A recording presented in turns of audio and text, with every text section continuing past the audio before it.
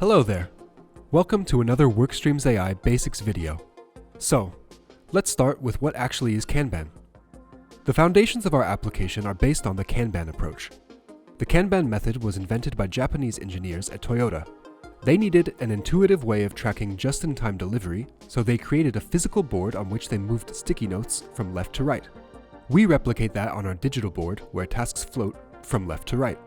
You can see in the application how easy it is for a task to be assigned to a specific person, and as the task moves between work steps as work progresses, you get a visual representation of where things stand at any particular time.